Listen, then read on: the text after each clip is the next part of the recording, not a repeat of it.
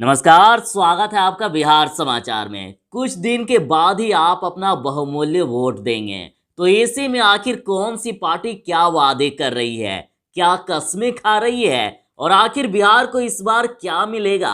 तो वोट देने से पहले आपको इन सारी बातों को जानना जरूरी है, तो पूरी खबर बताऊंगा। इससे पहले आपसे अनुरोध है, कृपया वीडियो को एक लाइक अवश्य कर दीजिएगा। आपका लाइक करना ही हमारी मेहनत का फल होता है। सबसे पहले आपको बता दूं कि महागठबंधन ने घोषणा पत्र जारी कर दी है और इस संकल्प पत्र में नारा दिया गया है कि प्रण हमारा, संकल्प बदलाव का। और आखिर घोषणा पत्र में क्या वादे किए गए, तो देखिए, यदि महागठबंधन की सरकार बनेगी तो पहली कैबिनेट में 10 लाख युवाओं को नौकरी देंगे, किसानों का ऋण माफ कर दिया जाएगा, राज्य के युवाओं के सभी सरकारी बहाली परीक्षाओं के आवेदन फॉर्म निःशुल्क होंगे, कोई भी परीक्षा फॉर्म में आपको पैसा नहीं देना होगा। और राज्य के अंतर्गत गृह जिला से परीक्षा केंद्र तक यात्रा मुक्त होगी, मतलब परीक्षा देने के लिए टिकट का पैसा भी आपको नहीं लगेगा, वो भी सरकार देगी। और देश के हर राज्य में कर्पूरी श्रम सहायता केंद्र बनेंगे और चाहे किसी भी तरह की आपदा हो एवं आवश्यकता पड़ने पर श्रमवीर प्रवासी व उनके परिवार को बिहार सरकार से मदद मिलेगी, मतलब प्रवासी मजदूरों को अब कोई टेंशन नहीं होगी। और मनरेगा के तहत अब प्रति परिवार नहीं, उसके बजाय प्रति व्यक्ति काम का प्रावधान किया जाएगा।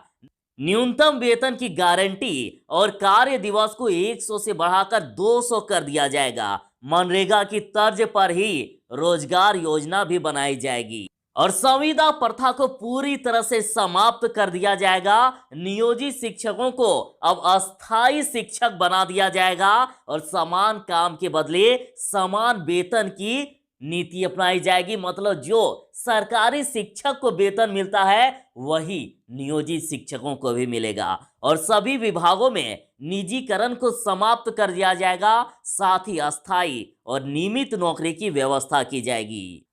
तो वहीं जन अधिकार पार्टी लॉ के अध्यक्ष पप्पू यादव जी ने ऐलान कर दिया। उन्होंने कहा कि मैं बिहार चुनाव के लिए कोर्ट में एफिडेविट दे रखा हूं, अगर 3 साल के अंदर उन वादों पर खरा नहीं उतरा तो आप लोगों के बीच नहीं आऊंगा। उन्होंने कुछ वादे कर दिए हैं, तो चलिए जानते हैं आखिर पप्पू यादव जी क्या देंगे बिहार को। तो पप्पू यादव ने कहा कि मेरी सरकार बनी तो महिलाओं के खिलाफ अपराध करने वाले रहेंगे या फिर मैं रहूंगा। उन्होंने बिहार को नंबर 1 बनाने का वादा किया। पप्पू यादव जी ने अपने घोषणा पत्र में कहा है कि लड़कियों की शादी के लिए 10 लाख रुपए का लोन और कोई ब्याज भी नहीं लगेगा। सरकार हर महीने की 28 तारीख को गरीबों के लिए आलू, प्याज, चावल और सरसों तेल देगी। बेटियों से छेड़खानी करने वाले तुरंत जेल जाएंगे। भूमिहीन परिवार को मुफ्त में इलाज मिलेगा और इंटर में फर्स्ट डिवीजन करने वाले छात्रों को मोटरसाइकिल दिया जाएगा। तो वहीं इंटर में फर्स्ट डिवीजन करने वाली छात्राओं को स्कूटी दिया जाएगा। स्टूडेंट क्रेडिट कार्ड ऋण की राशि अब 4 लाख से बढ़ाकर 10 लाख कर दी जाएगी। पप्पू यादव ने कहा है कि यदि हमारी सरकार बनी तो हम बिहार को एशिया का नंबर 1 राज्य बना देंगे और 1 साल के भीतर सभी भूमिहीन परिवार को 3 डिसमिल जमीन और शहरी गरीबों को 1 बेडरूम फ्लैट देंगे और भूमि अधिग्रहण मामलों को सुलझाएंगे और रियल एस्टेट, बालू और भूमाफिया को सलाखों के पीछे भेजेंगे।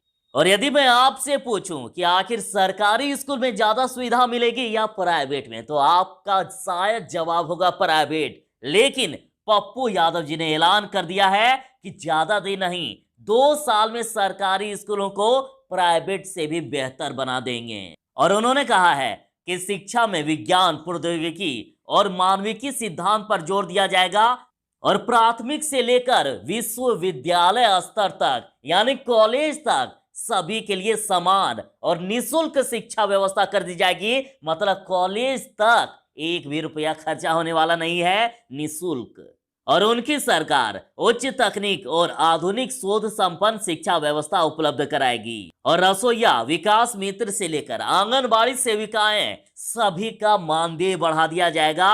वृद्धावस्था पेंशन अब 500 से बढ़ाकर 3,000 रुपए की जाएगी। और उन्होंने भी कह दिया है कि नियोजित संविदा जैसे शब्द खत्म हो जाएंगे और सभी की परमानेंट नौकरी लग जाएगी और युवाओं को रोजगार दिलाना प्राथमिकता होगी।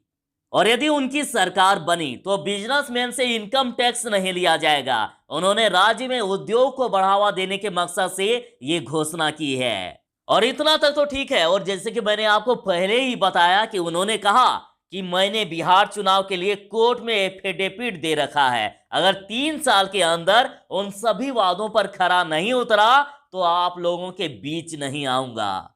तो ये थी फिलहाल तक की खबरें। और अंत में फिर से आपसे अनुरोध है कि यदि अभी तक आपने वीडियो को लाइक नहीं किया है तो कृपया वीडियो को एक लाइक अवश्य कर दें, ताकि हम ऐसे ही वीडियो और भी आपके लिए लाने में और भी ज़्यादा एनर्जी का प्रयोग कर सकें। तो चलिए बस मिलते हैं थोड़ी देर में ऐसे ही नई अपडेट के साथ। तब तक के लिए दीजिए इजाज़त। बाय। जय हिंद। भारत माता की जय।